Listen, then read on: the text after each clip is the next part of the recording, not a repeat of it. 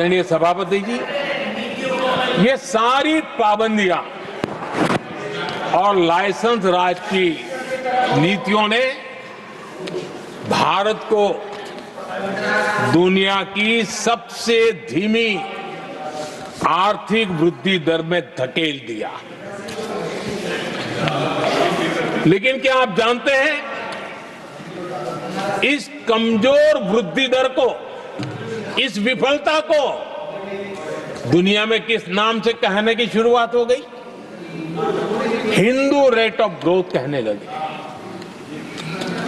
एक समाज का पूरा अपमान, विफलता सरकार में बैठे हुए लोगों की, काम न करने के सामर्थ्य बैठे हुए लोगों का, समझ शक्ति का अभाव बैठे हुए लोगों का, दिन रात भ्रष्टाचार में डूबे हुए लोगों का, और गाली पड़ी एक बहुत बड़े समाज को, हिंदू ग्रेट ऑफ ग्रोथ। आदरणीय सभापति जी, शाही परिवार के आर्थिक कुप्रबंधन और गलत नीतियों के कारण पूरे समाज को दोषी ठहराया गया और दुनिया भर में बदनाम किया गया। जबकि हम इतिहास देखें तो भारत के लोगों का तरीका और नीतियां, भारत के स्वभाव में लाइसेंस राज नहीं था, परमिट नहीं थी।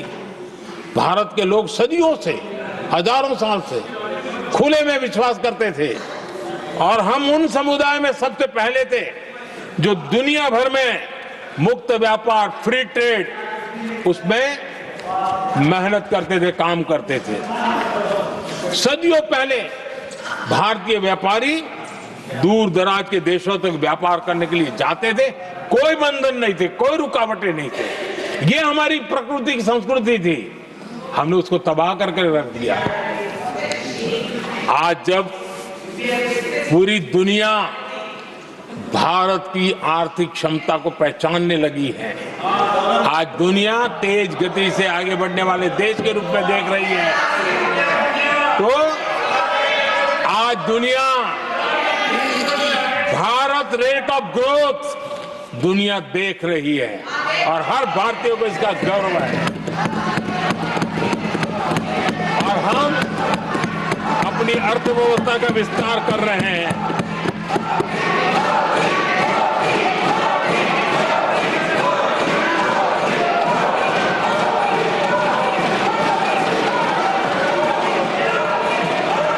आदरणीय सभापति जी,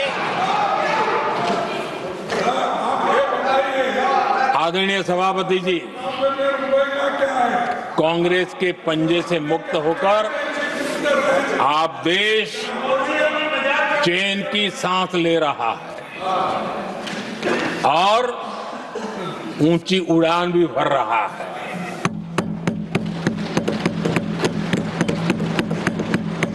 कांग्रेस के लाइसेंस राज और उसकी कुनीतियों से बाहर निकलकर हम मेक इन इंडिया को बढ़ावा दे रहे हैं। भारत में मैन्युफैक्चरिंग बढ़ाने के लिए हमने पीएलआई स्कीम शुरू की, एफडीआई से जुड़े रिफॉर्म्स किए। आज भारत दुनिया का दूसरा सबसे बड़ा मोबाइल प्रोडक्शन वाला देश बना है।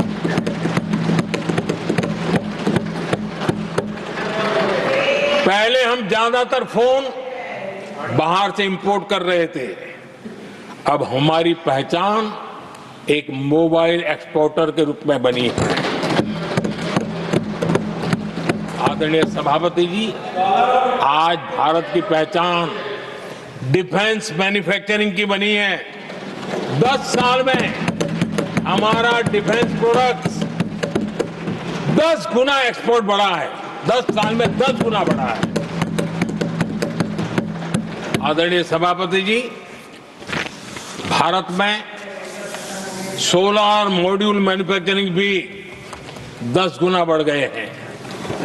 आज हमारा देश दुनिया का दूसरा सबसे बड़ा स्टील प्रोड्यूसर देश है।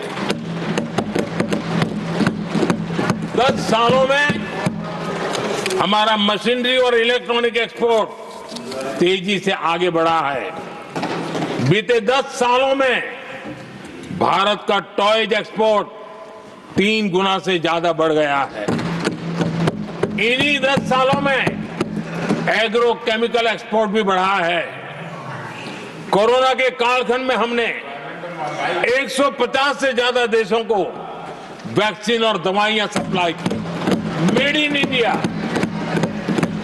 हमारे आयुष और हर्बल प्रोडक्ट का एक्सपोर्ट भी बहुत तेज गति से बढ़ा है और बढ़ रहा है। आदरणीय सभापति जी,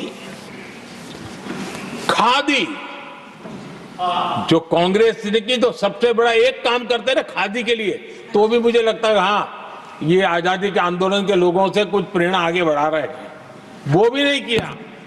खादी और विलेज इंडस्ट्री का टर्नओवर पहली बार 1.5 लाख करोड़ से ज्यादा हुआ। 10 साल में इसका प्रोडक्शन भी 4 गुना हुआ है।